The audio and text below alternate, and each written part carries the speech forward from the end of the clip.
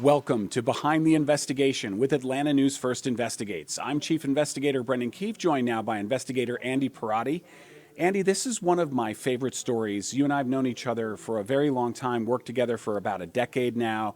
But this story spans decades and also is very relevant to now. And I'm just going to set it up with one phrase that we're about to hear, which is, don't eat where you poop, or don't poop where you eat. Right, which was a soundbite that I never expected when I first was going to tell this story until I sat down with an attorney representing someone that I did not expect when I also was looking into this story. This story has a lot of twists and turns, including the main woman that we interviewed who surprised me in the middle of our interview about something that she wrote about 20 years ago that may have foreshadowed a potential environmental disaster.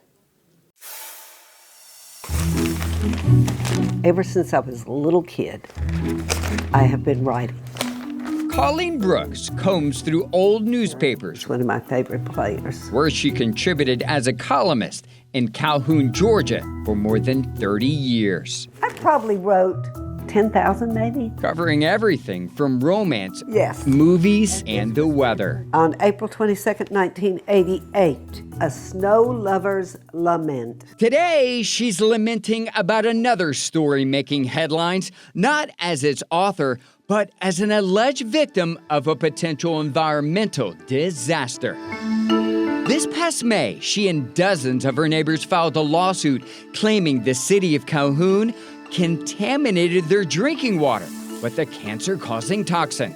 According to the suit, the city spread 28,000 tons of sewage or sludge in fields near their homes with high concentrations of a chemical called PFAS, known as forever chemicals, seeping into their land and wells for more than 20 years. According to this city permit, one of the sludge fields used Colleen's home address. I thought, wait a minute. They can't do that. They didn't ask us. Nobody came up and knocked on my door and said, can we have permission to use your address for this sludge field that we're dumping out here? Oh, no. No. How did the toxin get into the sewage? The lawsuit claims the city allowed industrial wastewater from carpet manufacturers that use PFAS to flow into Calhoun's sewage treatment plant. The chemicals are then mixed with the sludge and later dumped on land along the Coosawattee River, where the city draws its drinking water. They put sludge upriver, right next to a river, from where they pull the drinking water. Heath Brooks is the lawyer who filed the lawsuit on behalf of the residents. We've known this for as long as human beings have been here. You don't poop where you drink. And that's what the city did. They put it right next to their intakes. And so they polluted their own city. The issue is personal for Heath. Colleen isn't just a client. She's his mother. Did you ever think in your wildest dreams you'd be representing your own parents in a lawsuit? It's a nightmare. It's a nightmare. No, I didn't. I didn't in my wildest nightmare think that I'd be representing my parents and my aunts and my uncle and the people that I grew up with along this road. They can't jump into a swimming pool because their swimming pools are filled with the water from a polluted well. They can't go out and use their wells to water their garden because their gardens are polluted. This past April, the Environmental Protection Agency set PFAS limits in drinking water to 4 parts per trillion. Water samples taken by the attorney from 5 Calhoun homes show levels ranging from 70 parts per trillion to more than 8,000. Dr. David Andrews is with the Environmental Working Group and has years of experience in PFAS research. When you hear those numbers, what goes through your mind? Those are shockingly high and incredibly concerning and indicate the extreme levels of contamination. While the impact to residents' health is unclear, a city nearby could offer a glimpse of what's to come. Later this summer, Emory University will launch an exposure study to test hundreds of residents for PFAS in Rome, Georgia. Its study in direct response to an Atlanta News First investigation last year that tested residents' blood, uncovering elevated levels of the toxin in nearly every participant.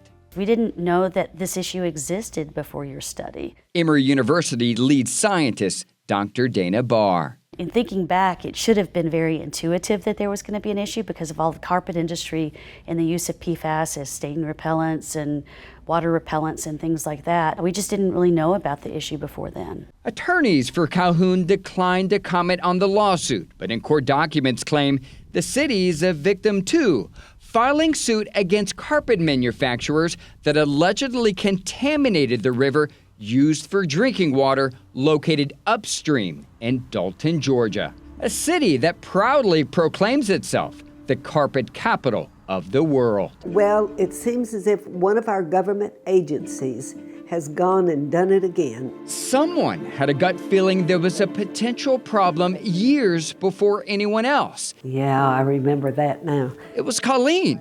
She wrote about it in this 2004 column titled Spreading It Around, after witnessing city trucks spray something on fields across from her home for years. I've been told that this stuff has been treated, so it's okay. Treated with what?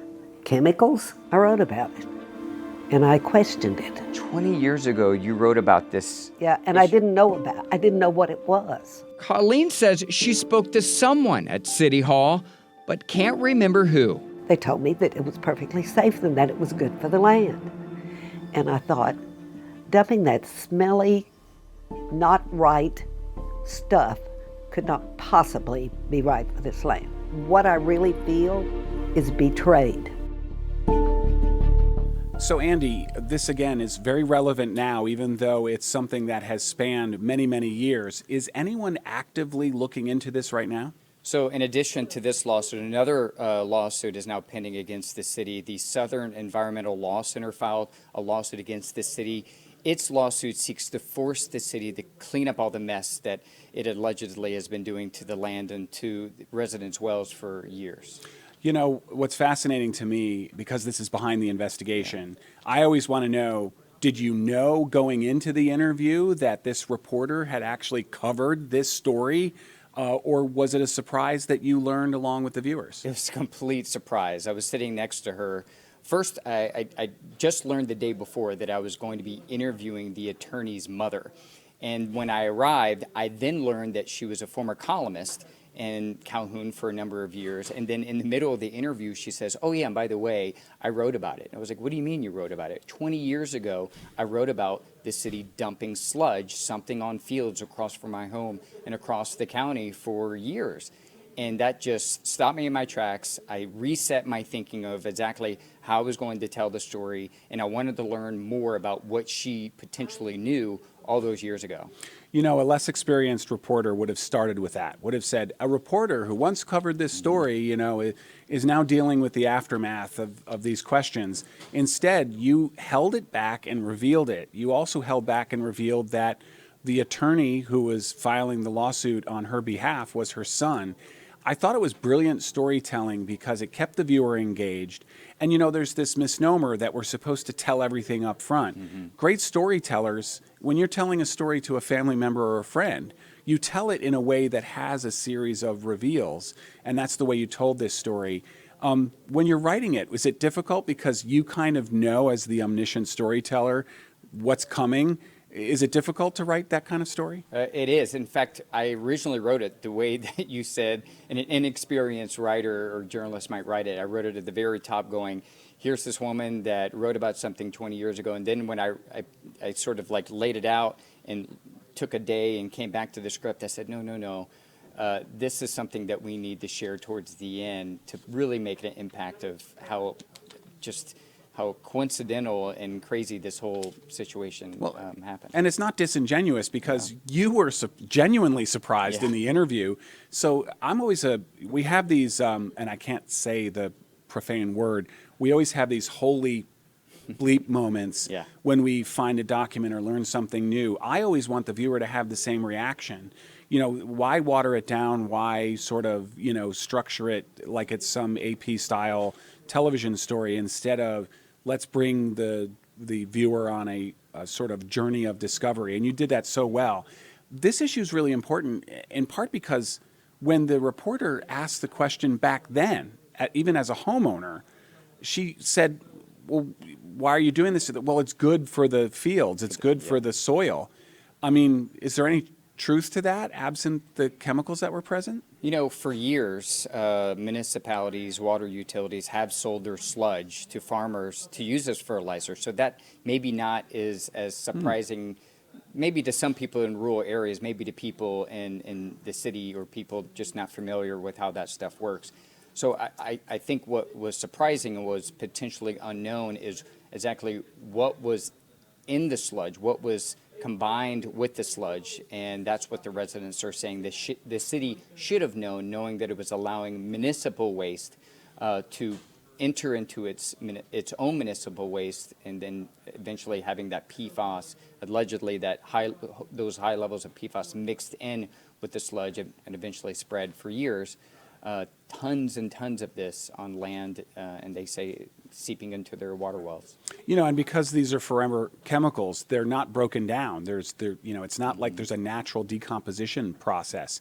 So other kinds of things in that sludge might have been broken down by normal bacterial sort of, decomposition, but that doesn't happen with PFAS, which is the real danger, and it builds up in your system because your system doesn't process it. Your kidneys don't filter it out. It just accumulates in your body, right? Right, and that's why Emory University is going to be conducting that exposure study that we mentioned in the piece in direct response to our own testing when we reached out to the state health department saying, hey, we now know of a documented community that has been exposed to this PFAS, to this toxin for years. Are you going to try to measure the impact? That's the whole reason why I started looking into this. Knowing that the state had known about this exposure for years, I just wanted to answer one question. How did this impact residents? And as you know, some of the best investigations simply start with a very simple question. Why? Or how? And that's what we ultimately did in trying to get at least answers for 11 individuals that we profiled, and the majority of them, we've now learned that all of their PFAS levels in their blood were higher than the national median. And what the Calhoun residents want, they want the same answers. So when Emory University found the funding for the exposure study, while it was looking for funding, it learned about the lawsuit that the Southern Environmental Law Center filed, identifying potential high levels of PFAS exposure in Calhoun, which is just north of Rome. And because of that, they're now going to expand that exposure study to include Calhoun residents. And I spoke by email with the lead professor over that exposure study, and she said that already they already have all the slots filled, which in my response to her was, well, that shows the number of people that want answers and the interest in knowing how this impacted their community. And she said, absolutely. Well, you're always too humble to take credit. You say they're doing this testing and they're expanding this testing. To be fair, none of this would have happened without your investigative reporting. And I know that it's a partnership, but had you not exposed this, and also if Atlanta News First had not fronted the money for the initial testing, along with the partnership with the testing company, we wouldn't be here. Right, and I have to give credit to the people who actually volunteered and to give their blood and test. It's not necessarily something that a lot of people want to do, but because they were genuinely concerned and they had questions, they were able to really give us some really great data. And that data was then used by Emory University to find the funding to get this exposure study going. We have a saying in our unit, solve, help, expose. This does all of those things. You exposed it, you are helping people there, and you're helping to solve the problem. And this is the best example of investigative reporting. Also, a lot of times there's this hard and fast rule where we're not the story. But that doesn't mean we can't make things happen as journalists by asking the questions how and why. You've actually spurred change, and hats off to you. Excellent reporting, Andy. And I know also you live by the mantra of one good investigation leads to another, and this story certainly is an example of that. Thank you. All right. Well, thanks for joining us for Behind the Investigation. For Andy Parati, I'm Chief Investigator Brendan Keefe with Atlanta News First Investigates.